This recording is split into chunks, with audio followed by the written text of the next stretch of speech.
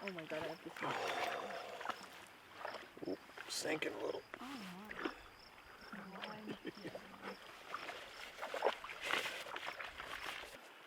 Oh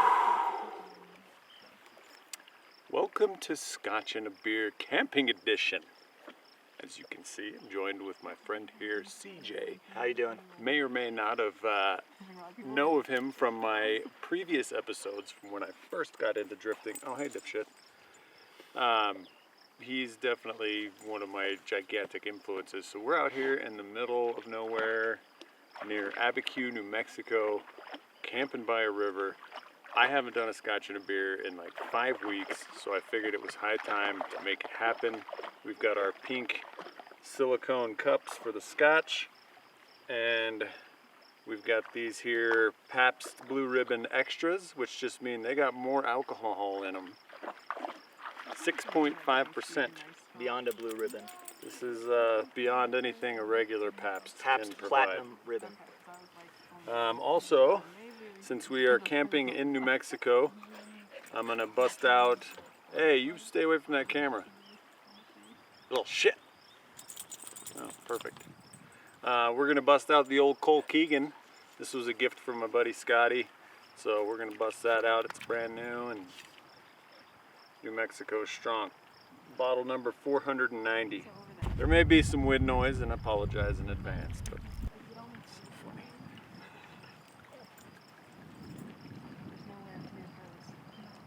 High class. That's it. Nothing but the best. That's the move. Okay. It is 9 o'clock in the morning. 9 a.m. on this beautiful New Mexico day. It's a Sunday. Most of the daycare that was camped next to us is now gone, which is absolutely fine with me. So we kind of meandered over and took this spot over, at least for now. We're going to try to do some fishing here in a little bit. Casting. I don't actually catch anything. But yeah, cheers, man. Cheers. This is awesome.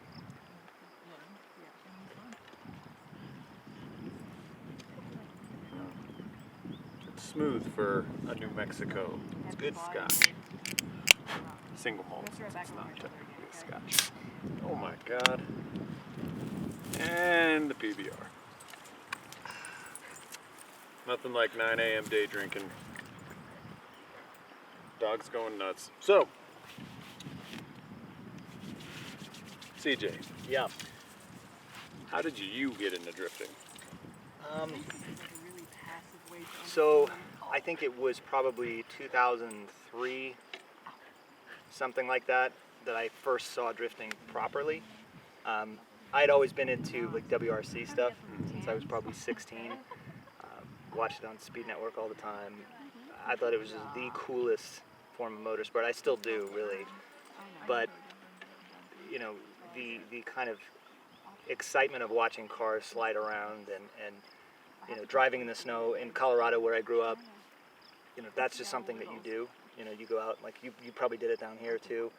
Same kind of thing, you know, you go out, you slide the car around in the snow, and so that was always something that I was like keyed into. I didn't know that there was something specifically called drifting. Yeah. And it was my stepbrother. I was spending the summer at my dad's house, and my stepbrother was watching the show, and I just kept hearing like engines revving and cars sliding around. It's like, what is this guy watching? So I went, and he was watching Initial D. Oh. So it's like I don't have like super cool guy version of getting into it. It was just like my stepbrother was watching Initial D. I was like, this seems I think cool. it's a really cool way of getting into it. And started watching that show, and just literally over that summer just became obsessed with it. Drifting. I liked Initial D too. I'm not gonna pretend I didn't. No, I mean, and you then can't downloaded like the Drift Bible. I found that on like I think Kazaa or something. That and a bunch of viruses for my family Street Fire. computer. Yeah, and then like streetfire.net and stuff like that, and just started like downloading videos, looking at stuff like that. You know, I think I'd been maybe exposed to drifting through like, you know, Gran Turismo and like Sega GT and stuff like that as well, but that was like the kind of catalyst for me saying, I want to get a car. I want to get into this. I want to get into this. And so that summer, like I just started looking for a drift car and wound up coming up on this like, Zenki S14. It was a 96. It was black. Great condition. This like secretary lady. KA? KA, yeah. Secretary woman drove it. got it from her. I think I paid like $4,000 or $5,000. Like, it was a lot of money at the time. But it's something now where I'm like, I wish I could find a good condition S14 for that kind of money. For not 10 grand. Yeah. So I bought that, and then there was really nobody else in my school that was into it except this one kid, and I don't remember how I became friends with him.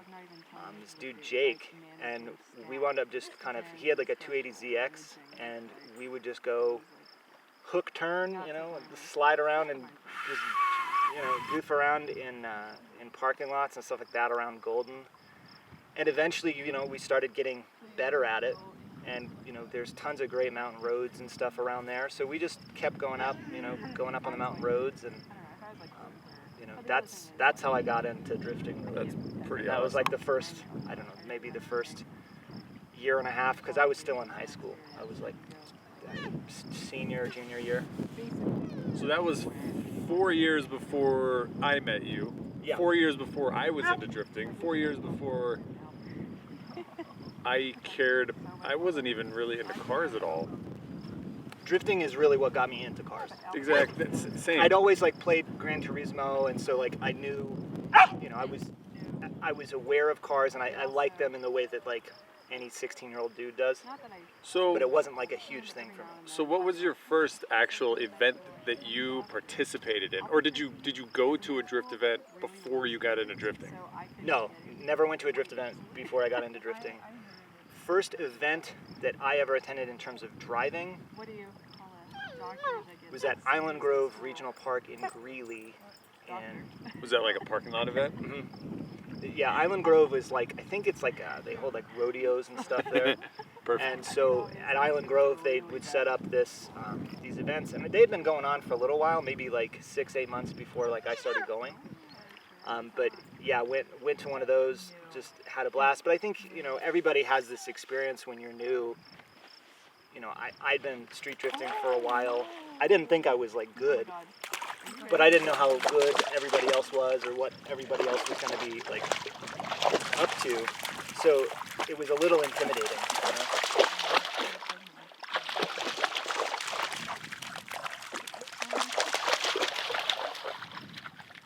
Well, it was either that or crying. Sorry.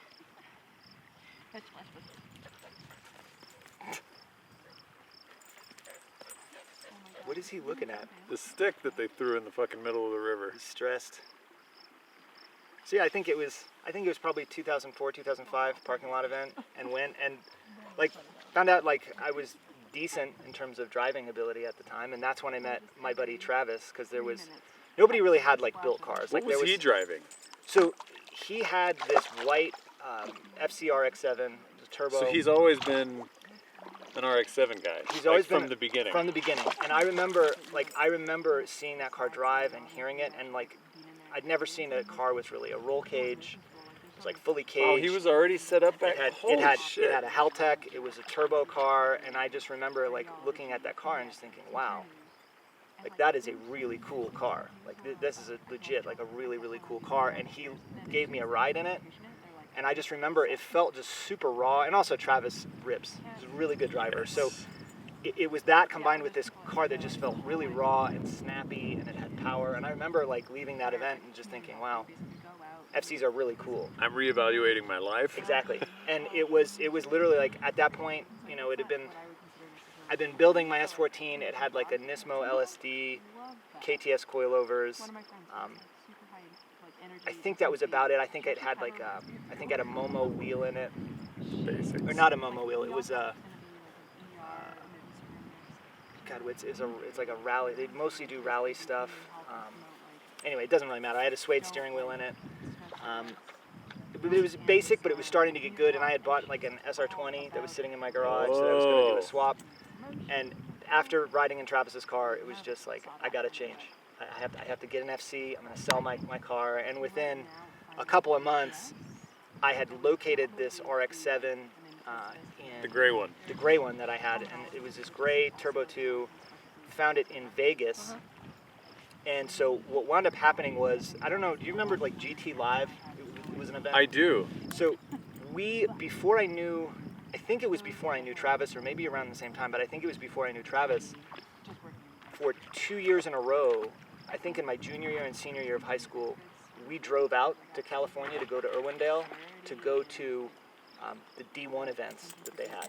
And so GT Live wasn't a full-on D1 event, but they had, it's crazy because they had a D1 exhibition, but they also had a Formula D exhibition, and the difference between the driver skill levels at that time was like crazy. It was like night and day. I've seen the videos. And so it was super cool to be there. And then they had the GT300 and GT500 JGTC cars there.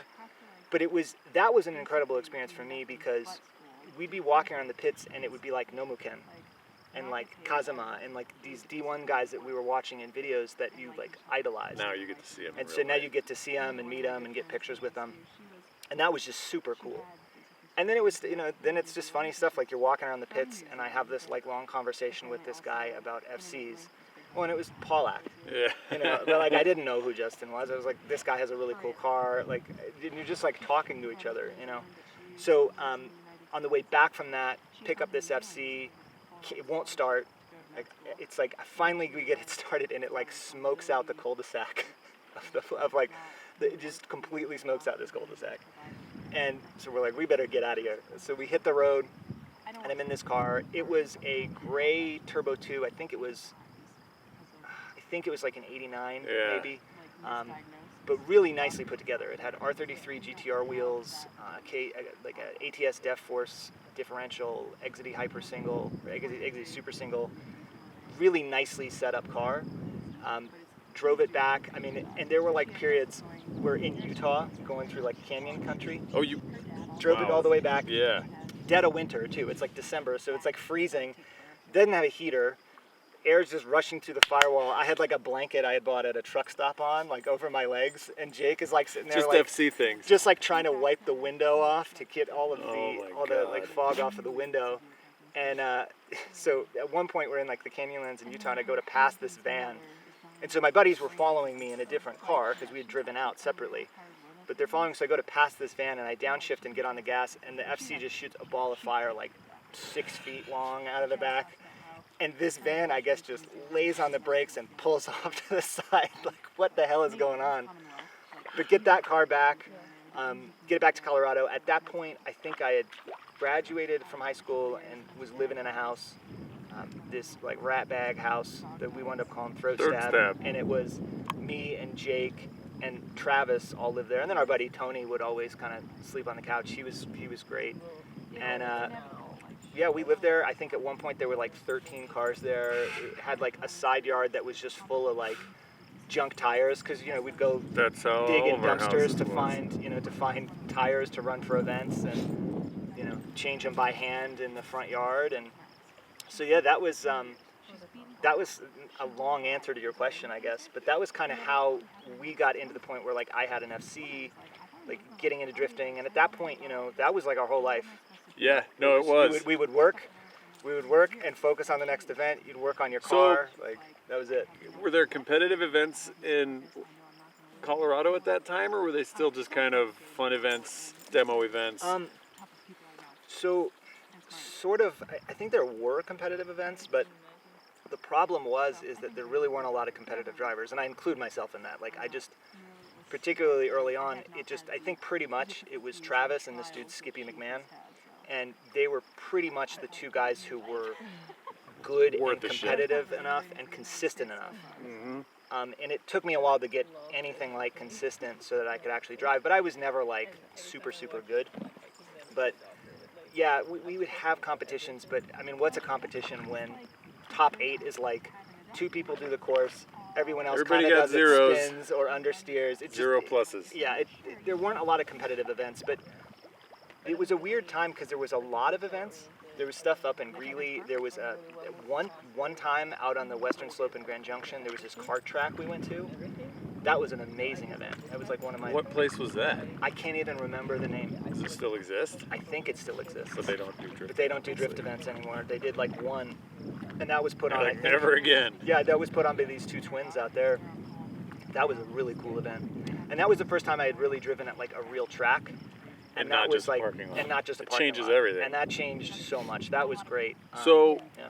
when was the first time you actually went down to New Mexico? Because you guys had already been, when I met you, you guys had already done most of a season. Mm-hmm. So I think it was probably 06, 07. I was going to say, because I know you, at least Travis had done this, because all the events, like I said, archery, moron, you ran into the tripod. All of the events were run by a guy named Gary Lang and Ben Reyes. They were both FD licensed drivers that ran a Pro-Am series in Albuquerque. And again, also the reason why I run my events the way that I do, it was like $270 to enter these events, and you got like 5 laps. Mm-hmm. Anyway, so that's a different story. But so he ran the events from like 05 till 08 when I took over, basically. And you guys came, and I met you in 07, I believe. And I think the way that we found out about the events was either the Drift Colorado forum, I think or so. I think it was Ben and Gary coming up to our events. They used to do that a lot. Because they would come up to our events and say, come down to New Mexico. And I think that's how we found out about it, if I recall correctly. Because I remember the first event that I ever watched you guys at, I didn't have a drift car, I just had my STI, and I was up in a crow's nest just filming with my fucking Motorola Razr. Boy, I'd love to see that footage. I know. I still have it somewhere. I'm going to have to, if I could find some of the clips, I'm going to put them in there, because he had his gray FC and Travis had his white FC, and the only reason I was at this event was because I used to do track days in my STI out there, and it was fun, but it wasn't as much fun. And then I had the grip versus slip day, which really wasn't a grip versus slip anything. They didn't do any time things. Basically, it was just to get us out there, and I'm really glad it was, because I got a ride with Travis, and then I got a ride with CJ, and then I got a ride with Ben Reyes, and we ended up having to push his car off the track because it ran out of gas. I think I remember that. I know there's a picture of that because I think I posted that in one of the videos, but like that changed everything. And then these guys came down and they drove their cars. They flat-towed. Good starting point is to drive your cars. Flat-towed their cars, because if you can drive your car to an event, that means that your car is actually going to make it through the event, which is something that I still haven't learned. It's no guarantee it's going to make it through No, the event either. but they were driving FCRX7s down from Colorado, because Jake also had a gray. Jake had this green FC. It was That's an what it NA1. was. That car was super funny because one day Travis is like browsing Craigslist, and he goes, "Oh, some guy's got a flooded FC. We should go buy it." And the ad was like, "Tried to start my car this morning. It won't run. I want $500 for it." And we drove Take up. it away. We drove up, pulled the spark plugs, cranked it for 30 seconds, put the plug back in, and starts right up. And the guy's face just is white. He's like, Drive no. off. Yeah. So that was Jake's car, and I think I haven't talked to Jake in 15 years probably, but he's got no, not 15 years, probably 12 years. Doesn't really matter, but I think he still has that car. Like the last I heard, he still has that car, and he still shows up at Colorado events now and then. So he's still driving. That's epic. But yeah, they used to drive down, and their cars looked cool. They sounded cool. They made all these sick noises. Travis's was fully caged, and they all had really cool stickers on them. They weren't liveries, but Travis had this sticker on the back of his FC RX-7 that said Industrial Sex and Magic Show. It was one of the coolest stickers I think I've ever seen on a car. But watching them and Skippy and all the dudes from Arizona used to come out, Mike Burns and Joe Haven, and man, there were some legends that used to come down to these events, and it wasn't even a licensed series. Like, you didn't get promised first, second, third place is going to get a license.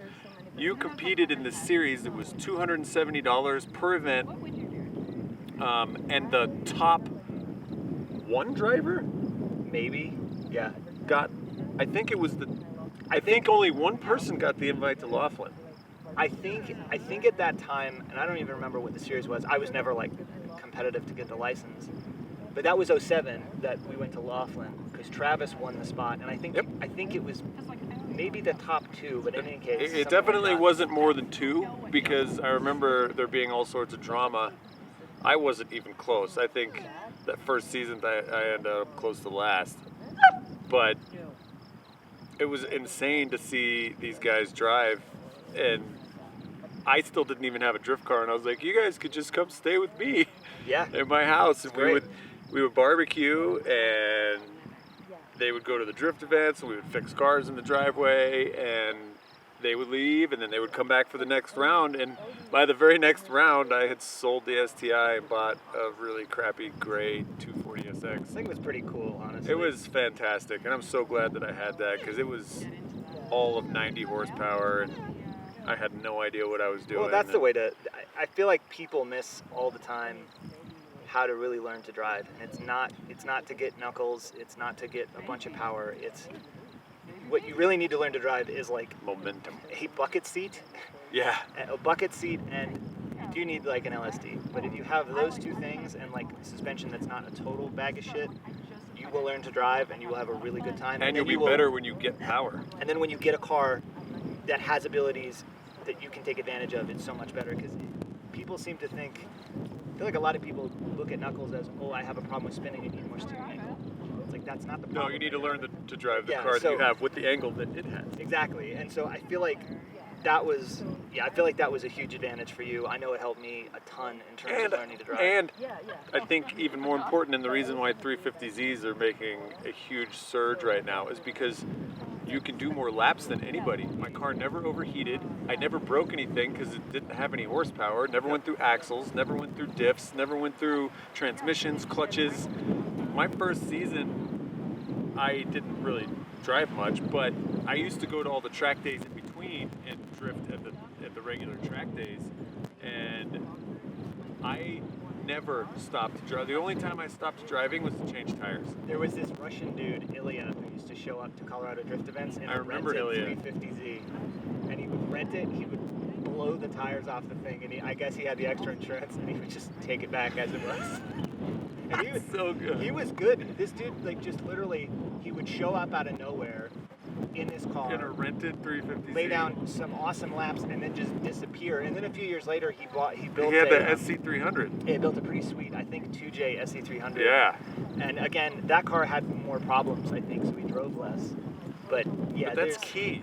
being able to drive is something that people seem to miss about the whole purpose of drift events. They which get is to wrapped drive. up in the build. Yep. They get wrapped up in all the drama that surrounds drifting. They get wrapped up in buying cool parts and being JDM, and you miss the best part about drifting, which is For just sure. driving with your friends. For sure. And I definitely, when I was young, I loved the drama associated with drifting. That is a little bug. I don't like that. But I used to love just arguing with people on the internet about stupid shit. Oh yeah, all the that's time. what Zip Tide was. And was I wasted elitist assholes arguing with everybody else about how wrong they so were. much. Well, that's what we did outside of Zip Tide. On Zip Tide, it was mostly just being idiots, and it's just just build your car to run and drive events, because I you agree. can waste your whole time that you could be getting tons and tons of seat time No. doing stuff that's not really going to help you.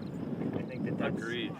I just, if you can get a car that runs, don't do the thing where you have a car that you're building and then you see the grass is slightly greener with a car that's got like $100 more in parts but still doesn't run. So many Don't people. just keep trading, like build your car, run your car, have a good time. Like Drive it, learn it, love it.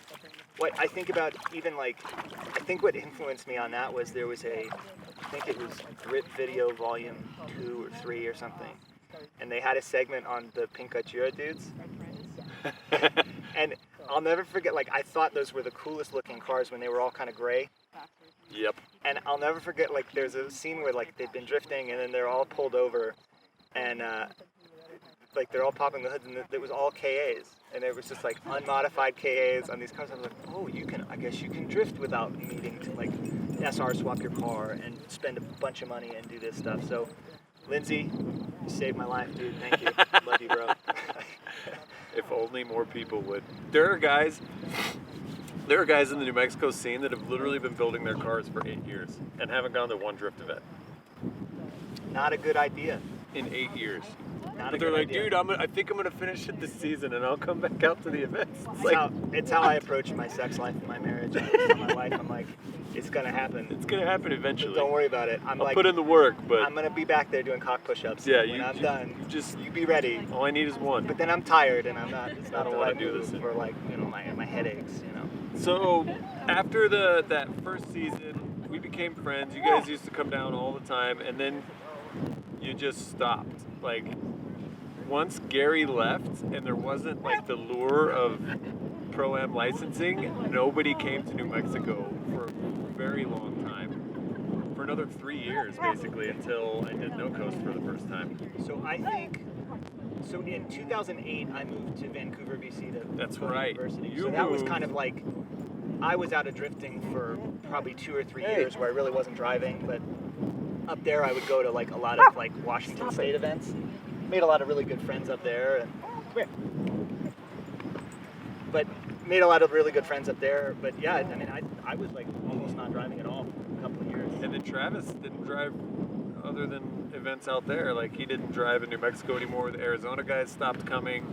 The drift scene in New Mexico at that point was basically dead. Gary Lang got chased out of town, moved to Alabama. He had fucked a bunch of people over on motor purchases, and he basically tried to sell everything and then G'd out. Sold a bunch of blown motors to people that said we're running, and it was a bad scene, and so it put a really bad taste in a lot of people's mouth for New Mexico drifting. And I got the chance to take over the events in around 2008-ish, and the first event that I ran, 6 people showed up, which didn't cover insurance, it didn't cover the track rental, it didn't cover fire safety, it didn't cover anything. And I was just like, oh, this was a horrible idea. Why am I doing this to myself? And went through the rest of that season, my first season, and I was $15,000 in debt to the track. I was like, why did I do this to myself? All because I wanted to get track time, and so that's where No Coast was born, was in 2010. It was like, okay, I owe the track this huge sum of money and I have no way to pay it back. I'm gonna throw a big bash style event. We're gonna go out in style. This will be the last event I ever do.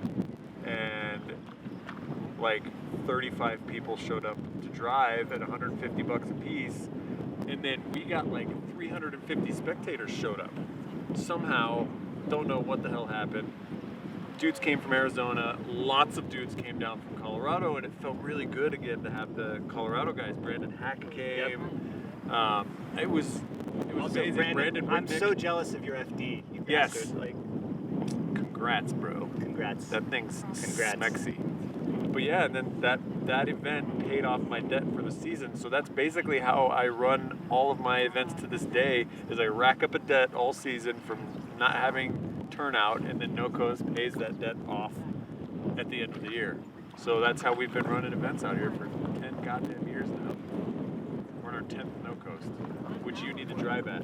I'll be there this year. I'm gonna make it If happen. you and Travis would come back and we can actually get to drive together in a car that doesn't have 90 horsepower. Sandia, one of my favorite drift memories ever is at Sandia. We had come down, and this was when, before Gary and Ben kind of disappeared, or Gary specifically, we came down to the track at night. And we were on the track at night. They let us on the track. They didn't turn the lights on, but I was drifting the road course with just my headlights. And it was one of the coolest things I remember that. ever. One of my favorite memories. Which we do at No Coast ever. now. Amazing. And Love that. they put in a bunch of track extensions, which you've never even used or seen, that allow you to do hot lapping. Like That's you can great. just not stop. That's great. And you come out onto the ovals, which have lights, but then you go into the back half of the course, which doesn't have lights, and it's fucking sick. And we go until like 11 p.m. And then we have metal bands and Well, it'll be so my FC now, I had that great car, and in 08 at All-Star Bash, I crashed at Balcony. Yes, you like did. a fucking chump. you went into the mountain, didn't you? I went into the mountain. Don't drink a lot the night before drift events.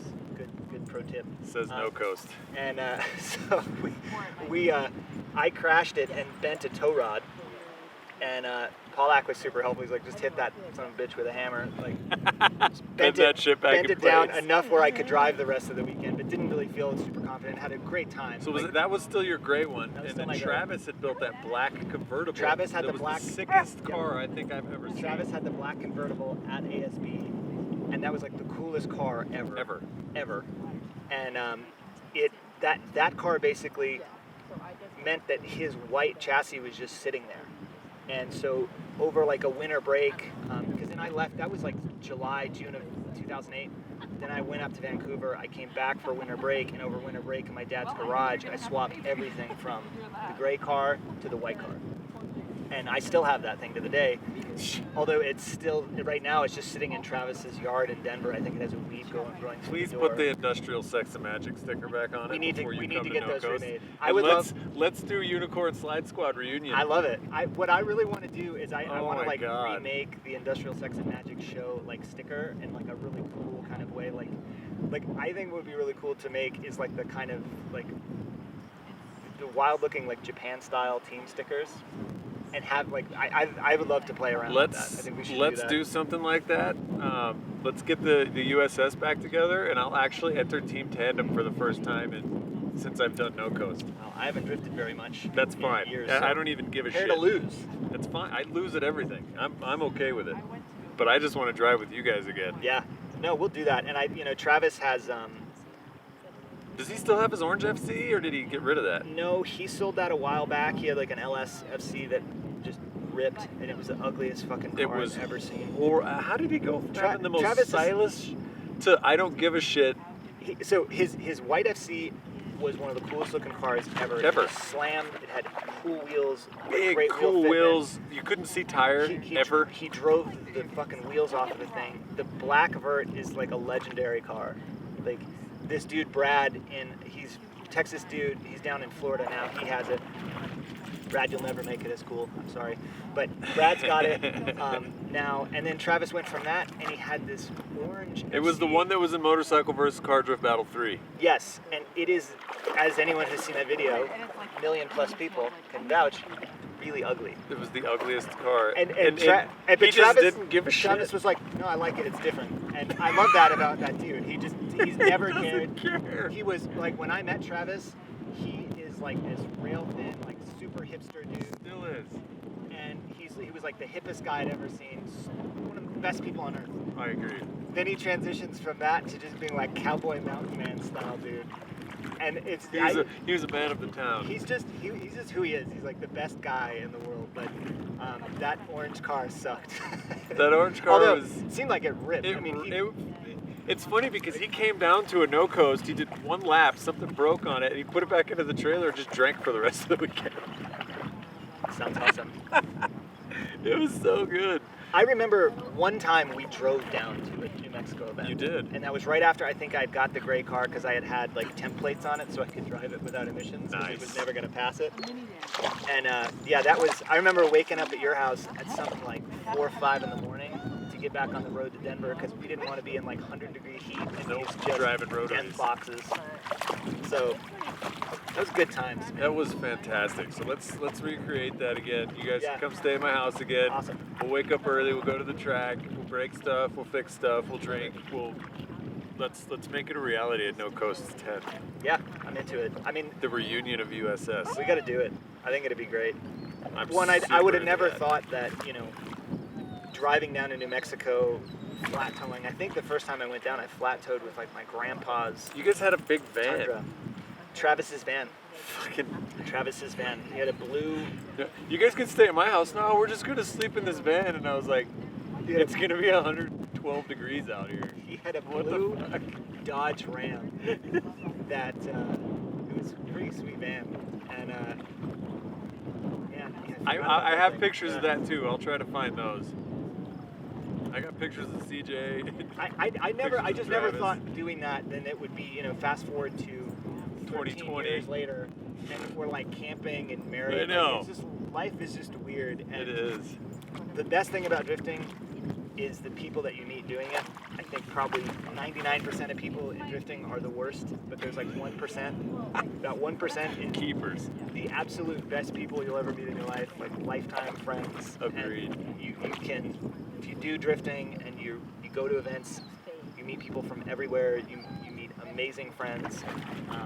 And to this day, you It's always great. have a couch to Always. cross the nation, across Always. the world, because there have been people that I met when I was doing Pro-Am and stuff that I can now, they live in other parts of the world and I go crash on their couches. And it's such a Oh good my community God. too. Like when I moved up to Vancouver in 08, it was just kind of this immediate sense of, you know, I got who people. up here is into drifting, like who on the forum is up here, and you immediately just have this network of people Yep. to hang out with and to see. And again, it's like go from Colorado, meeting like lifelong friends here, to meeting Dan in New Mexico, up to Vancouver, Washington area, meet amazing people there. Did you know, was Logan up from up there, the guy with the purple Subaru? Do you remember Oh, him? I met him a couple times. The I don't Legacy. remember where in Canada. Yeah, it's the Legacy. I think he's from the islands, maybe. I never really was super close with that guy, but he drives the wheels off that thing. Oh, Those yes, guys are they did. such They good all drivers. did. They were It was such great. good drivers. Are you guys gonna do no coast with the COVID stuff? It's in September, so we should be Send it. good by then. No coast mask style. And I think Travis now, he's got a 8.6. That's what he's got. That's gonna be interesting. He built a really sweet beans one and then sold it. I course think he he did did. one event. He literally got it running, and it was Wasn't that the one where the rear end tore out of itself maybe when he let somebody drive it? And I saw the video at IMI, and the dude goes to initiate in, and the whole rear end just goes right off the car. That's a sick initiation. I was like, wow, he initiated the fucking wheels off that thing. Honestly, just initiated Drive the wheels off. He did. It's the way to do it. And Travis was just laughing like I've never seen that happen before. Oh, I think it was Tupac, probably. Yeah, Yeah. that sounds about right. That's my. But that's drifting, man, and I'm super pumped that we got the opportunity to meet, and you guys got me into something that is now my life. So, cheers to that, man. Cheers, man. Cheers to drifting. Cheers to friends. Cheers to beers. Cheers to to beers. this idiot. Cheers to dogs. Yeah. All right, and that is gonna wrap up Scotch and a Beer, campsite style, Nice. and we'll see you guys at No Coast. No coast. We'll do it. We'll do it again, and we'll get Travis in on that one. Oh, we have to. I don't care what he's driving.